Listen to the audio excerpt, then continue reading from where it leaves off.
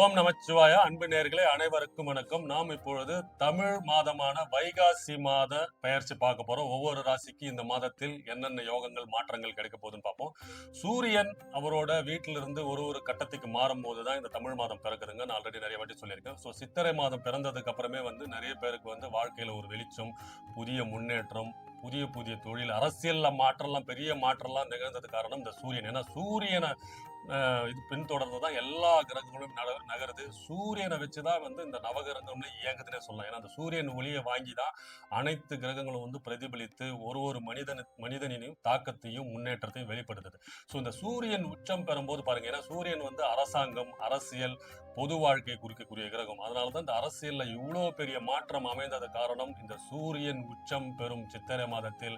நமக்கு பாருங்க, அரசியல் வாழ்க்கையே நிறைய மாற்றங்கள்லாம் கொடுத்திருக்கு. அந்த மாதிரி ஒரு தனி நபரின் வாழ்க்கையையும் பொருளாதாரத்தையும் முன்னேற்றத்தையும் மாற்றக்கூடிய பொறுப்பு சூரியனுக்கு உண்டுங்க. அதே மாதிரி நம்மளோட ராசி கட்டத்தில் ஒரு ராசிக்காரர்களுக்கு பாத்தீங்கன்னா ஒரு லக்னம் இருக்கும். செவ்வாய் ஒரு லக்னம், மேஷ ராசிக்கு ஒரு லக்னம், சந்திரன் இருந்தா சந்திரன் லக்னம். இந்த மாதிரி லக்னாதிபதி வலிமை இழந்து இருந்தாலும் சூரியன் அதற்கான பொறுப்பை ஏற்று அதனுடைய கடமையை செய்யக்கூடிய அதிகாரத்துக்குடையவர் சூரியன். அதனால லக்னாதிபதியே நீசமா இருக்காரு, லக்னாதிபதியே வக்ரமா இருக்காரு, லக்னாதிபதியே பாவர்களோட சேர்ந்திருக்காரு, 6, 8, 12 மறைஞ்சிருந்தாலும் சூரியன் அவர் தன் தலைமை பொறுப்பை ஏற்று அந்த ஒரு தனிதனின் வாழ்க்கையை முன்னேற்றத்தை செயல்படுத்தக்கூடிய பொறுப்பு சூரியனுக்கு உண்டுங்க. ஸோ இந்த சூரியன் ஒவ்வொரு ராசி கட்டத்தின் மாறும்போது தமிழ் மாதம் பிறக்குதுங்க.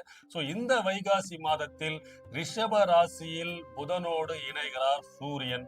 சனி பகவான் அவரோட மீன ராசியில தான் குரு வீட்டுல இருக்கிறாருங்க. செவ்வாய் ஆட்சி பலம் புரிந்தி மேஷ ராசியில் பவர்ஃபுல்லா இருக்கிறாருங்க. சுக்கிரன் அவரு மிதன ராசியில் புதன் வீட்டுல குருவோட இணைறாரு. அதாவது தேவகுரு அசுரகுரு மிதன ராசியில் இருக்கிறாங்க. இப்போ புதனும் சுக்கிரனும் பரிவர்த்தை பெற்று பலமா இருக்கிறாங்க. சோ குரு பகவானும் இந்த மாதம் 26ஆம் தேதி அவரோட கடக வீடு உச்ச வீட்டில் பலம் பொருந்தி இருக்கும் காலகட்டத்தில் குரு பயிற்சி ஆரம்பிக்கிறீங்க. சோ இந்த வைகாசி மாதத்தில் இந்த கிரகங்களின் அடிப்படையில் ஒவ்வொரு ராசிக்கும் ஒரு சிறப்புமிக்க காலமாக இருக்க போது எந்தெந்த விஷயம் பண்ணலாம், காதல், கல்யாணம், திருமணம், முக்கியமா வேலை, தொழில் மாற்றம், அரசியல் மாற்றம், என்னென்ன முடிவுகள்லாம் இருக்கு போதெல்லாம் பார்ப்போம். ஒரு ராசிக்கும் பார்ப்போம். மிதுன ராசி நேயர்களே, இந்த வைகாசி மாதம் தமிழ் மாதம் சூரிய பகவான் ரிஷப ராசியில் பெயர்ச்சி அடைகிறாங்க. ஸோ இந்த வைகாசி மாதம் பிறந்தாச்சுங்க, மிதுன ராசிக்கு விடிவு காலம் பிறந்தாச்சுங்கன்னு சொல்லலாங்க. ஏன்னா இந்த மாதத்தில் உங்களுக்கு அதிர்ஷ்ட காலம் காத்துக்கிட்டுருதுன்னே சொல்லலாங்க. ஏன்னா மிதுன ராசியின் அதிபதி புதன் பகவான் நல்ல நிலைமையில இருக்காரு. அவர் 12ஆம் இடத்தில் இருந்தாலும் அவர் உங்க ராசியிலேயே இடம் பெற போறாரு. அதாவது உங்க ராசியிலேயே அசுரகுரு, தேவகுரு, சுக்கிரனும் குருவும் ஒன்றிணைந்து இருக்கும் இந்த காலகட்டம் உங்களுக்கு புதிய வாய்ப்புகள், அதிர்ஷ்ட கதவுகளை திறக்க போகுதுன்னே சொல்லலாங்க. ஏன்னா அதாவது எந்த முயற்சியும் எது வந்தாலும் எந்த முயற்சியும் அறிவு சார்ந்த விஷயத்திலேயே, அறிவு கூர்ந்த விஷயம் என்ன, இதுல என்ன விஷயம் இருக்கும், எதனால இதை சொல்றாங்க, இதன் அடிப்படை என்ன, இதன் பின்னணி என்ன என அதிகமாக யோசித்து செயல்படும் மிதுன ராசிக்கு இந்த மாதம் புதிய வாய்ப்புகள் காத்துக்கிட்டுனே சொல்லாங்க.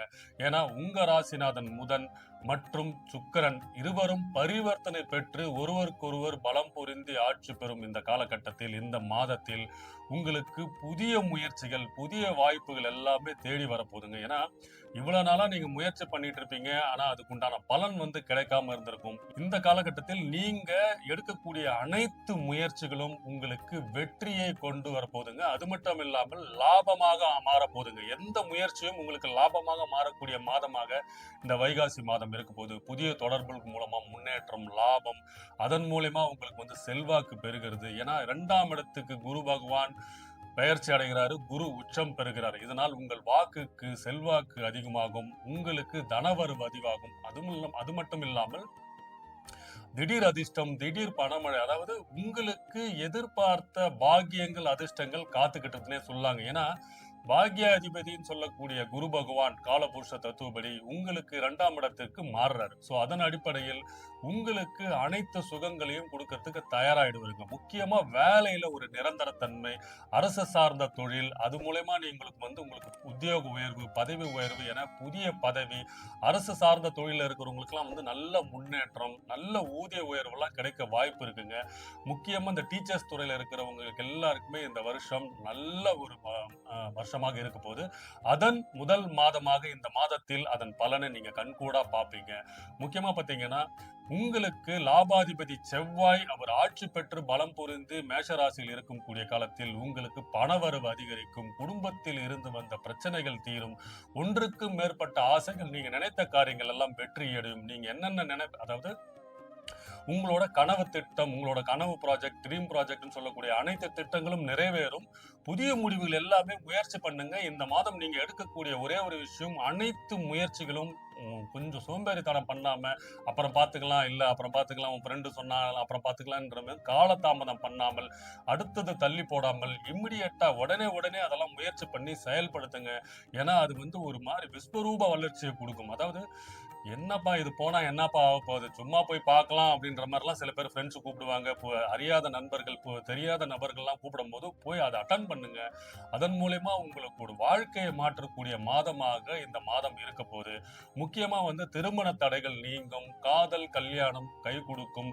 திருமண பேச்சுவார்த்தையில் இருக்கிறவங்களுக்கு எல்லாமே இப்போ சுப காரியங்கள் நடக்க போகுது. ஏன்னா குரு பகவான் 2ஆம் இடம், அதாவது உங்களுக்கு 2ஆம் இடம் கடகராசியில் உச்சம் பெற போகிறார் இந்த மாத கடைசியில்.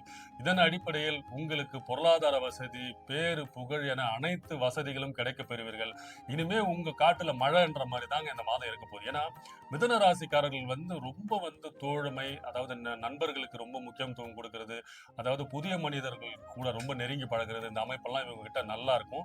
அதன் அடிப்படையிலே இவங்க வளர்ச்சி அடைய போறான்னு பாத்தீங்களா. ஸோ இந்த மாதத்துல நீங்க யாரெல்லாம் முன்னாடி போய் கான்டாக்ட் பண்ணீங்க, உங்களோட திட்டங்களை சொல்லியிருந்தீங்க, வேலைக்கு கூட அப்ரோச் பண்ணியிருந்தீங்கன்னு வச்சுக்கலாம், அவரெல்லாம் இப்போ கூப்பிட்டு வாங்கப்பா, உனக்கு இந்த ஆப்பர்ச்சுனிட்டி ஓப்பன் ஆயிருக்கு, நான் உங்களுக்கு உங்க இதுவை பார்த்தேன், உங்க ப்ரொஃபைல் பார்த்தேன், இது நான் வெயிட் பண்ணிட்டே இருந்தேன், இப்போதான் எங்களுக்கு கம்பெனியில் ஓப்பன் ஆயிருக்கு, ஸோ நீங்க ஜாயின் பண்ணுங்க, நீங்க கேட்குற சம்பளத்தை கொடுக்குற அளவுக்கு, பதவி எல்லாம் கிடைக்கிற அளவுக்கு இந்த மாதம் உங்களுக்கு இருக்கும். அதே மாதிரி தொழிலும் சரி, தொழிலில் இருக்கிறவங்களாம் புதிய ப்ராஜெக்ட், உங்களோட ஒரு எக்ஸ்பான்ஷன்ஸ் எல்லாம் உங்களோட பார்ட்னர் இல்லைன்னா உங்க ஃபினான்சியருக்கு உங்களுக்கு ஃபண்ட் பண்றவர்களுக்கு நீங்க ஏதாவது டெமோ காமிச்சிருந்தீங்கன்னா அவங்க வெயிட் பண்ண சொல்லியிருந்திருப்பாங்க. அது எல்லாம் இந்த காலகட்டத்தில் நிறைவேற்றி அதிக லாபத்தன்மையை கொடுக்கக்கூடிய மாதமாக மிதுன ராசிக்கு இருக்க போதுங்க. அது மட்டும் இல்லாமல் இந்த மாதம் அனைத்து கிரகங்களுமே, அதாவது செவ்வாய் பகவான் ஆட்சி பெற்று இருக்கிறார், சூரியனும் பார்த்தீங்கன்னா உச்ச நிலைமையிலிருந்து உங்களுக்கு 12ஆம் இடத்தில் இருந்தாலும் அதன் மூலமா உங்களுக்கு சுப செலவுகள், சுப காரியங்கள் பண்றதுக்கு தயாராக இருக்கிறார். ஏன்னா அவர் தான் உங்களுக்கு 3க்கு அதிபதி. ஸோ உங்க முயற்சிகள் அனைத்தும் வெற்றி கூடிய கிரகமாக 12ஆம் இடத்தில் சூரியன் பலம் புரிந்திருக்கிறார். உங்க லக்னாதிபதியும் சுக்கிரனும் ஒருவருக்கு ஒருவர் பரிவர்த்தனை பெற்று ஆட்சி பெற்று இருக்கிறார். இதன் மூலமா நீங்க வெளிநாட்டுக்கு போற அமைப்பு, முக்கியமா மாணவர்கள் உயர்கல்வி, மருத்துவ படிப்பு படிக்கிறதுக்கான வெளிநாடு போற அமைப்பு எல்லாம் இந்த காலகட்டத்தில் இருக்கும். அதே மாதிரி தொழில் பிசினஸ் சம்பந்தமா நான் வெளிநாட்டுக்கு போறோன்ற மாதிரி, வேலை விஷயமா வெளிநாட்டுக்கு போகணுன்ற அமைப்பு எல்லாம் விசாக்கு வெயிட் பண்றவங்களுக்கு எல்லாம் விசா கிடைக்கிறதுக்கான வாய்ப்புகள் இந்த மாதத்தில் இருக்கும். ஸோ மிதுன ராசிக்கு இந்த வைகாசி மாதம் ஒரு சிறப்பு மிக்க மாதம், பொற்காலமாவே இருக்க போகுதுங்க. ஏன்னா வாழ்க்கையில எந்த திசையை நோக்கி போறோம், நம்ம ஒரு மாதிரி அதாவது ஒரு 35-36 வயசு கடந்துமே ஒரு வாழ்க்கையில செட்டில் ஆகாம, ஒரு நிரந்தர வேலை இல்ல, ஒரு குடும்பத்துல ஒரு நிரந்தரமான ஒரு நிம்மதி இல்லைன்ற மாதிரி குழம்பிக் கொண்டு இருந்த மிதுன ராசிக்கு இந்த மாதம் உங்கள் வாழ்க்கையை தீர்மானிக்கக்கூடிய மாதமாக இருக்க போகுது. இதுதான் உங்க வழி, இதன் மூலயமா நீங்க போனீங்கன்னா வெற்றி பாதை அடையலாம் என்ற அமைப்பெல்லாம் கிரக அமைப்பு அப்படிதான் இருக்குது. அதன் மூலமே புதிய மனிதர்கள், நண்பர்கள்லாம் உங்களை கான்டாக்ட் பண்ணுவாங்க. இந்த ஆப்பர்ச்சுனிட்டியை யூஸ் பண்ணீங்க. இந்த மாசம் உங்கள் வாழ்க்கையை திசையை மாற்றி உயர்ந்த கட்டத்துக்கு லாபத்தையும் கொடுக்கக்கூடிய மாதகமாக இருக்க போதுங்க. உங்களுக்கு இந்த மாதம் அதிர்ஷ்டமான எண் 5, அதிர்ஷ்டக்கிழமை புதன்கிழமை. விநாயகர் கோயிலுக்கு போயிட்டு வாங்க. இப்போ பச்சை நிற ஆடை அணிந்து தானம் பண்ணுங்க. ஏழை எளியோர்களுக்கு அன்னதானம் பண்ணுங்க. இந்த மாதம் உங்களுக்கு அதிர்ஷ்ட வாய்ப்புகள் தேடி வரும், அதிர்ஷ்டங்கள் அதிகரிக்கும். வாழ்க வளமுடன். வணக்கம்.